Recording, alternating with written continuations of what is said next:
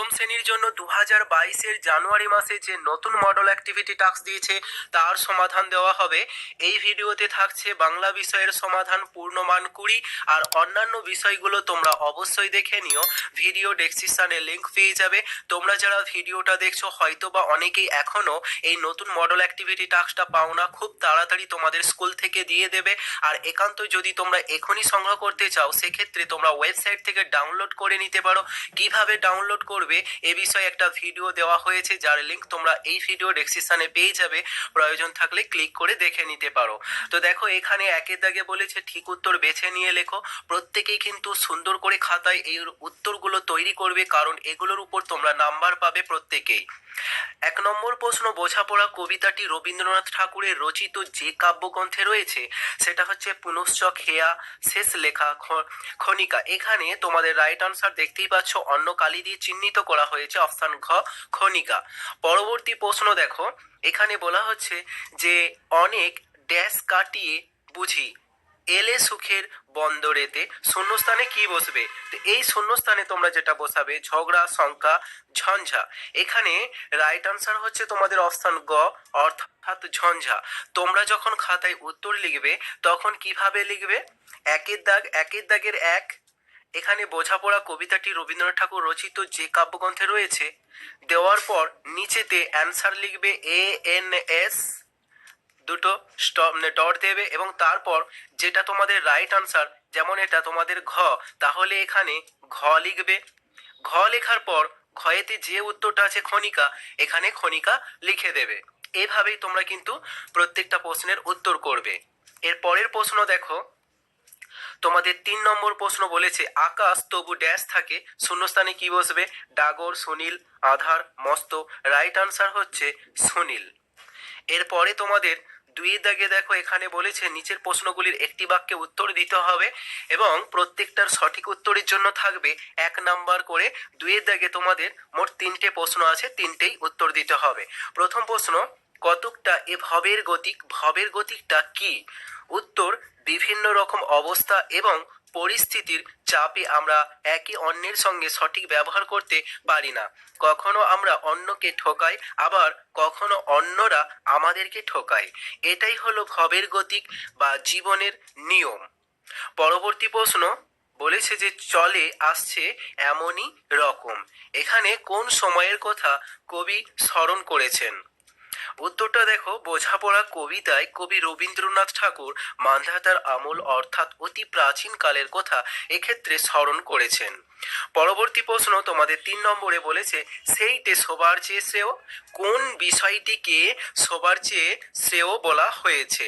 তো এর উত্তরটা দেখো, এখানে সংসারের জটিলতা ঘূর্ণিপাকে নিজেকে ডুবিয়ে রাখলে দুঃখ কষ্ট বাড়ে, বরং সবকিছুর সঙ্গে মানিয়ে নিতে পারাটাই সবচেয়ে শ্রেয়। যখন এই মডেল অ্যাক্টিভিটি টাস্কটা হাতে পাবে স্কুল থেকে, সঙ্গে সঙ্গে তোমরা তোমাদের যে পাঠ্য বই, বাংলা পাঠ্য বই আছে বোঝাপড়া, এই কবিতাটাকে খুব ভালো করে পড়বে। পাশাপাশি তোমাদের কাছে যদি কোনো সহায়িকা থাকে বা ছাত্রবন্ধু থাকে, এই কবিতার বিষয়বস্তু যেটা সেটাকে একবার অবশ্যই পড়বে এবং সেখান থেকে যেসব প্রশ্নোত্তর আছে সেগুলো তৈরি করবে। এবং অবশ্যই তোমাদেরকে কিন্তু এই উত্তরগুলো লিখে তো স্কুলে জমা দিতেই হবে। এগুলো করলে কি হয়, টেক্সট বুক পড়ার পাশাপাশি তোমরা এই বিভিন্ন সহায়িকা বইগুলো ফলো করলে এই অধ্যায়টা সম্পর্কে ভালো রকম অবগত হতে পারবে। দেখো 3-এর 1 নম্বর প্রশ্ন এখানে বলেছে, এখানে 3-এর দাগে যেসব প্রশ্নগুলো আছে এগুলোর প্রত্যেকটার উত্তরের জন্য থাকবে 3 নাম্বার করে। প্রথম প্রশ্ন, তবু ভেবে দেখতে গেলে কবি কি ভেবে দেখার কথা বলেছেন? উত্তর, একজন মানুষ আরেকজন মানুষের থেকে নানাভাবে আলাদা, তাই একথা আশা করা ঠিক হবে না যে কোনো ব্যক্তি আমার একেবারেই মনের মতো হবে কিংবা আমিও অন্যের সম্পূর্ণ মনের মতো হব।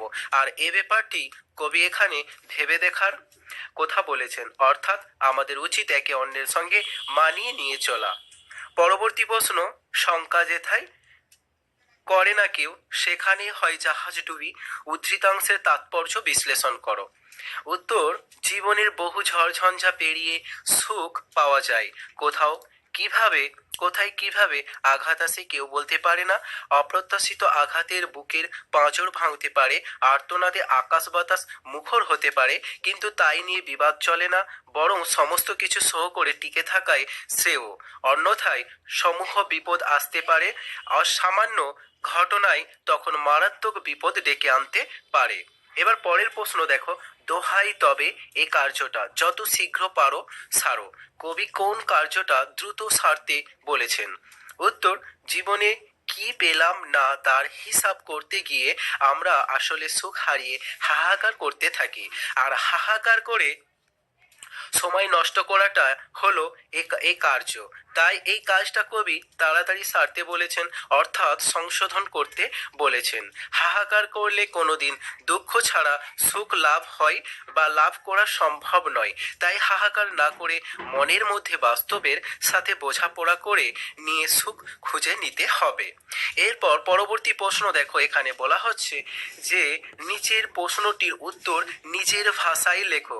ভালো মন্দ যাই আসুক সত্যের লও সহজে, পংক্তি দুটি বোঝাপড়া কবিতায় কতবার ব্যবহার করা হয়েছে? এমন পুনরাবৃত্তির কারণ কবিতাটির বিষয়বস্তু আলোকে বিশ্লেষণ করো। এখানে নাম্বার বিভাজনটা তোমরা দেখতে পাচ্ছ 1+4 আছে। প্রথম পার্টের উত্তরের জন্য 1 থাকবে, তাহলে কতবার পুনরাবৃত্ত করা হয়েছে? উত্তরটা দেখো, পংক্তি দুটি বোঝাপড়া কবিতায় 5 বার পুনরাবৃত্ত করা হয়েছে। এখান পর্যন্ত লেখার পর এইবার যে বোঝাপড়া, এই লেখাটা তোমরা একটু প্যারা করে লিখবে। এখানে লেখা হয় না কোনো কারণে, লাইনটা উপরে থেকে গেছে, তোমরা একটু নিচে নামিয়ে নেবে, এখান থেকে প্যারা করবে। বোঝাপড়া কবিতায় কবি রবীন্দ্রনাথ ঠাকুরের প্রধান বক্তব্য হলো, পরিস্থিতি যাই হোক না কেন তার সঙ্গে মানিয়ে চলার জন্য আমাদের সবসময় তৈরি থাকতে হবে। বিভিন্ন রকম অবস্থার চাপে বা পরিস্থিতির কারণে আমরা একে অন্যের সঙ্গে মনমতো ব্যবহার করতে পারি না। কখনো বা এটা আলাদা প্যারা হবে, কখনো আমরা অন্যকে ঠকাই, আবার অন্যরা কখনো আমাদের ঠকায়। জীবনের নিয়মই হলো এই একে একে কম বেশি মেনে নেওয়া, এটিকে এড়িয়ে চলা কোনো মতেই সম্ভব নয়। মেনে না নিলে দুঃখ বাড়ে, কমে না। বাস্তবটাকে মন থেকে মেনে নিতে পারলেই সম্পর্কের জটিলতা দূর হয়ে যায়, জীবন সুখ ও শান্তিতে ভরে ওঠে। তো এই ছিল তোমাদের মডেল অ্যাক্টিভিটি টাস্ক, যেটা তোমাদের 2022-এর জানুয়ারি মাসে দিয়েছে। সম্পূর্ণ সমাধান দেওয়া